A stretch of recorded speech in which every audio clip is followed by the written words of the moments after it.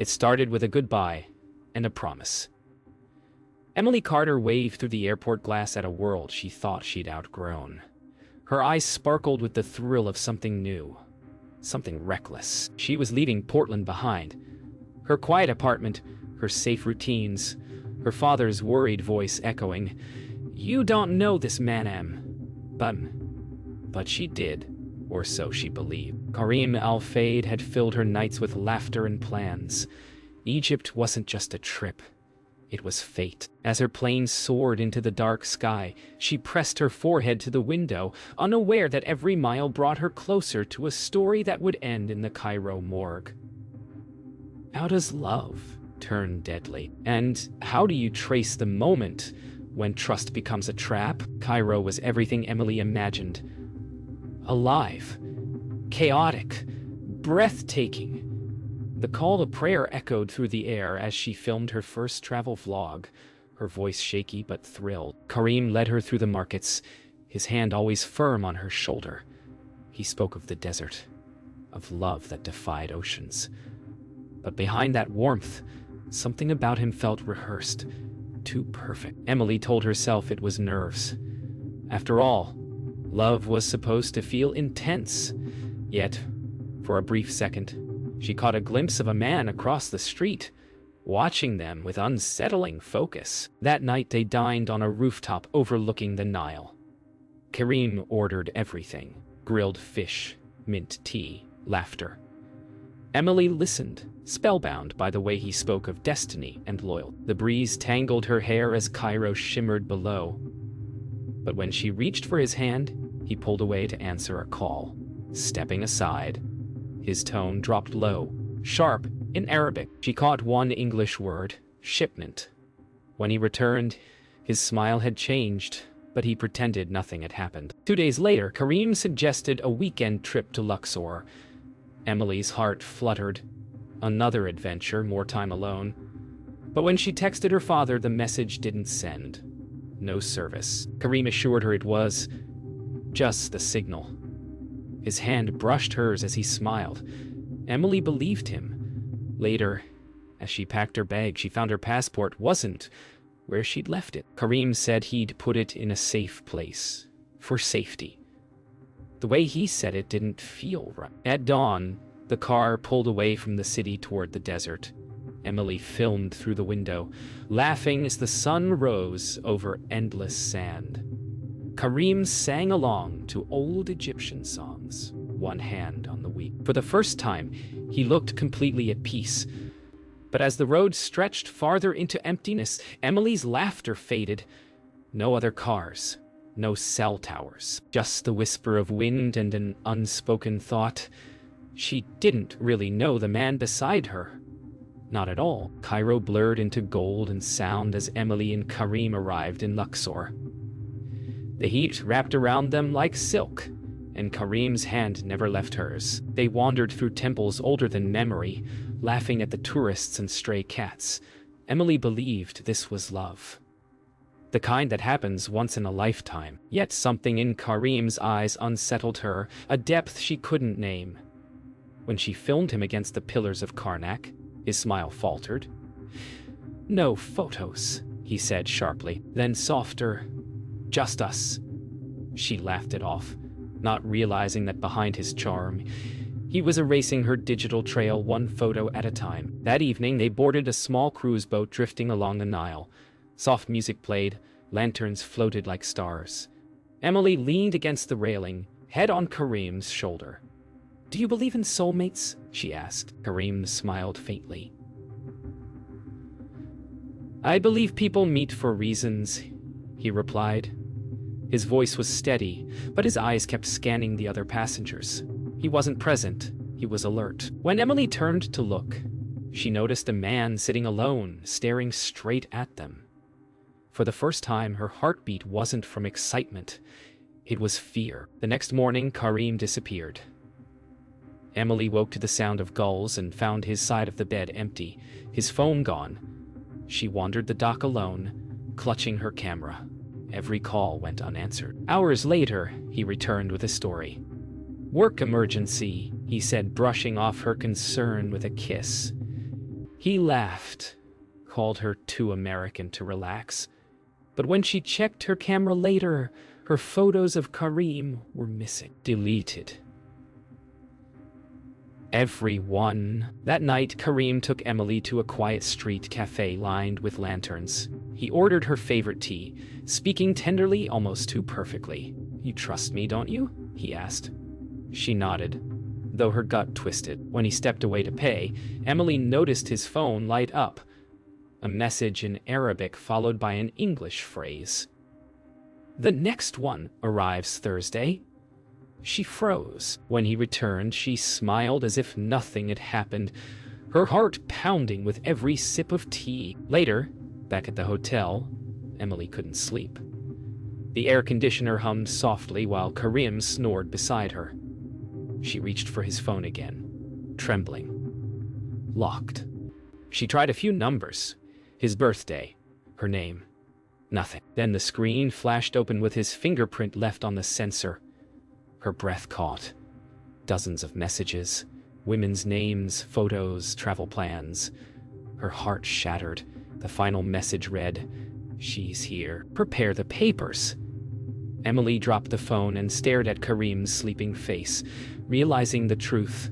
She wasn't his first. She might not live to be his last. Emily didn't confront Karim. Not yet. Instead, she played along, smiling, pretending everything was normal. Her hands trembled when he wasn't looking. She began to notice little things. The way he always took her phone to check the Wi-Fi, how he erased messages, how his suitcase was always locked. That morning, she slipped out while he showered, walking through Luxor's crowded streets with her camera bag pressed to her chest. Every face looked unfamiliar. Every shadow felt like it was following her. And then, a voice. "You shouldn't be here." Emily turned. A woman stood in the alley, eyes dark and knowing. "You're with Karim, yes?" The woman introduced herself as Amina, Karim's old friend. Her voice was low, urgent. "He's not who you think," she said. Emily wanted to run, but something in Amina's tone froze her in place. "You have to leave Cairo tonight." Emily's heart pounded. "Why are you telling me this?" Amina looked away. "Because I was you." Before Emily could respond, Karim appeared at the end of the alley, smiling too wide. "There you are," he called. His tone sounded sweet, but his eyes didn't match. Amina slipped into the crowd without another word. That night, Emily pretended to sleep as Karim packed a small black bag. He moved quietly, checking his phone, typing messages in Arabic. A deep unease coiled in her stomach. When he stepped into the bathroom, she slipped the bag open. Inside, multiple passports, different names, and photographs of women she'd never seen. Her reflection stared back from the mirror. Karim returned, and she quickly zipped the bag shut, forcing a yawn. He smiled faintly. "You trust me, right?" She nodded, her throat dry. "Of course," she whispered, but her eyes said otherwise. By morning, Emily knew she had to escape. She waited until Karim left for business, then ran to the nearest police station. The officer at the desk barely understood her frantic English. She showed him Karim's passport photos, his texts, his fake documents. The officer's expression changed, from confusion to quiet alarm. "Wait here," he said, stepping out. Minutes passed. Then the door opened again. Karim walked in, calm as ever, speaking Arabic to the officer. Emily's stomach dropped. Whatever she thought she knew about Cairo, it wasn't enough to save her. Karim's hand gripped Emily's shoulder as they left the station. "Misunderstanding," he whispered. His smile returned, but the pressure in his hand didn't ease. He guided her back to the car like nothing had happened. The sun blazed hot over Luxor, but she felt cold. When they reached the hotel, she locked herself in the bathroom and turned on the faucet to hide her sobs. Through the door, Karim spoke softly, almost tenderly. "No one will believe you, Emily. You're mine now." His tone wasn't angry, it was final. Outside, The call to prayer echoed across the rooftops like a warning she couldn't escape. Emily's world grew smaller by the hour. Karim stopped letting her go anywhere alone. He said it was for safety, but his voice carried control, not care. That morning he told her they'd return to Cairo to sort a few things. She wanted to scream, but she smiled instead. Her eyes found a hotel staff member in the hallway, a woman who looked at her with quiet pity. Emily mouthed, "Help me." The woman turned away. The fear wasn't just of Karim anymore. It was of being invisible in a city that didn't even know her name. The drive back to Cairo stretched endlessly. The radio hummed softly, broken Arabic pop songs filling the silence. Emily watched the desert roll by, the golden dunes, the faraway mirage that looked like freedom. She traced the scars on her wrist from where Karim had grabbed her the night before. The air in the car felt suffocating. Karim hummed, tapping his fingers on the wheel like everything was normal. When he glanced at her, his smile didn't reach his eyes. In that moment, she realized she might never see home again. They stopped at a roadside cafe, a place that smelled of dust and diesel. Karim ordered tea and chatted with the owner in low tones. Emily slipped away to the restroom, her hands trembling as she tried to send a message from a weak Wi-Fi signal. "Dad, help me," she typed. The message failed twice, then sent. She stared at the screen, praying. When she came out, Karim stood by the car, watching her with that same calm smile. "We go now," he said softly. Her blood turned to ice. By nightfall, they reached Cairo. The streets were alive with neon lights and car horns, but Emily felt utterly alone. Karim booked a small hotel near Tahrir Square. "Tomorrow, embassy," he said. She nodded, clutching her camera bag like armor. Later, she slipped out while he was on a call, heart racing, feet silent on the tiled floor. The city buzzed around her. 1,000 strangers, none who'd help. She ducked into a cafe, trembling. For the first time, she opened her camera footage, her only proof. The last clip froze on Karim's face, staring directly into the lens, as if he knew. The cafe was small, dimly lit, smelling of old coffee and cigarette smoke. Emily sat in a corner, trembling fingers scrolling through her videos. The last entry she'd filmed, her laughing on the Nile, now felt like another life. A man approached her table. "You Emily Carter?" he asked. His accent was thick, unfamiliar. She hesitated. "Who are you?" He smiled slightly. "Friend of Karim." She stood, heart hammering, trying to run. But his hand gripped her arm. The camera she'd clutched slipped to the floor. That was the last thing anyone would ever see of Emily Carter alive. 3 days passed before anyone realized Emily was missing. Her father, Michael Carter, tried calling, no answer. Her last message was broken, cut mid-sentence. He contacted the U.S. Embassy in Cairo, voice shaking with desperation. "My daughter, Emily Carter, 27. She was traveling with an Egyptian man named Karim." The officer on the other end paused, tone shifting from polite to grave. "You're not the first parent to call about a case like this, Mr. Carter." Half a world away, in Cairo, Detective Layla Hassan opened a file marked missing person, foreign tourist.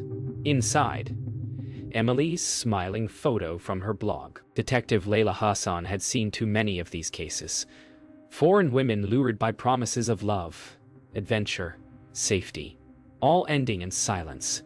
She drove through Cairo's maze-like streets, retracing Emily's last known movements. Cafe owners remembered her, the blonde girl, always smiling. One pointed to security cameras above the door. Layla played the footage, Emily entering with her camera bag, alone. And later, leaving with a man who wasn't Karim. The timestamp read 11:27 p.m. That was the last recorded image of her alive. Layla visited the cafe where Emily vanished. The owner hesitated, but handed her Emily's dropped camera, recovered by cleaners. The memory card was cracked, but salvageable. Hours later, in the forensics lab, Layla watched the final footage. Emily's trembling hand, a half smile, a whisper. "If something happens to me, tell my dad I tried." Layla froze, heart tightening. She'd seen countless victims, but this one felt personal. Somewhere, Karim was still out there, smiling in another woman's photos. The investigation spread across Cairo. Layla traced Karim's phone records. Dozens of foreign numbers, all women. Most disconnected, some linked to old missing cases. Then, a lead. Karim's ex-girlfriend, Amina Farouk. Layla found her working at a travel agency downtown. When confronted, Amina's mask cracked. "He makes them fall in love," she said. Then, they disappear. Her voice trembled. "You can't stop him alone." Layla stared at her, jaw tight. "Watch me." Later that night, Layla returned to her office. Rain tapped the window. She pinned Emily's photo beside dozens of others. Women of different faces, same fate. She stared at the board, whispering, "I'll find you, Karim." On the desk, the embassy's report glowed faintly. Possible human trafficking pattern. Nile corridor. Layla exhaled, lit a cigarette, and looked at Emily's last videos. Still, her eyes, terrified but defiant. "You'll be my voice," Layla said softly. Outside, thunder rolled across Cairo. It had been 3 weeks since Emily's arrival in Egypt, when the morgue clerk called Detective Layla Hassan. "We have a foreign woman," he said quietly. "No identification." Layla's heart sank as she drove through Cairo's early dawn. Streets washed pale by the first light, the city oddly silent. Inside the morgue, the air was cold and still. The attendant pulled back the sheet, revealing blonde hair, a familiar face gone pale and still. Layla's breath caught. "Emily Carter," she whispered. There was no mistaking her. But one question remained. Who else was buried in the lies Karim left behind? Layla stepped closer, her gloved hand trembling as she examined Emily's wrist. Faint bruises, a scar from a handcuff, a missing ring. The report listed drowning as cause of death. But Layla knew the river told too many lies. The body had been misidentified, tagged as Jane Doe, tourist. Someone had wanted her forgotten. Layla looked at the photographs again. The faint bruise on Emily's neck, the torn fingernails. "You fought," she murmured. "You didn't go quietly." In that sterile silence, Layla made a promise. This wouldn't end like the others. Later that day, Layla met Amina Farouk again. The woman looked hollow, sleepless. "He told me she left," Amina whispered. "But when he disappeared too, I knew." She handed Layla a photo. Karim with 2 men, standing in front of a black SUV. "They work for the same group," Amina said. "They take women, foreign ones, sell their organs." Layla stared at the picture, bile rising in her throat. "And you helped him?" Amina's eyes filled with tears. "I was supposed to stop, but you don't just leave them." Layla pocketed the photo, her proof, and her curse. The next night, Layla visited the storage garage listed under Karim's name. The heavy metal door groaned open. Inside were relics of vanished lives. Suitcases, passports, jewelry, phones, all tagged and boxed. Emily's backpack sat among them, dusty but intact. Inside, Layla found a small notebook. The last page read, "If someone finds this, tell my father I believed in love, even when it killed me." Layla closed it, her hands shaking. In the echoing dark, she whispered, "Found you." Layla's discovery made headlines. The U.S. Embassy confirmed Emily Carter's death as part of an international trafficking network operating across the Nile corridor. Karim's name surfaced on wanted lists in multiple countries, but he was gone. Vanished. Amina entered protective custody, Haunted by guilt, Michael Carter received his daughter's remains in Portland, holding the ashes to his chest in silence. For Layla, closure never came. She stared at the Cairo skyline one night and whispered, "The world failed her." Somewhere across the city, a new profile went live. A smiling man named Kareem F. Weeks passed, but Layla Hassan couldn't let go of Emily Carter's face. It appeared in her dreams, those blue eyes staring through the morgue light.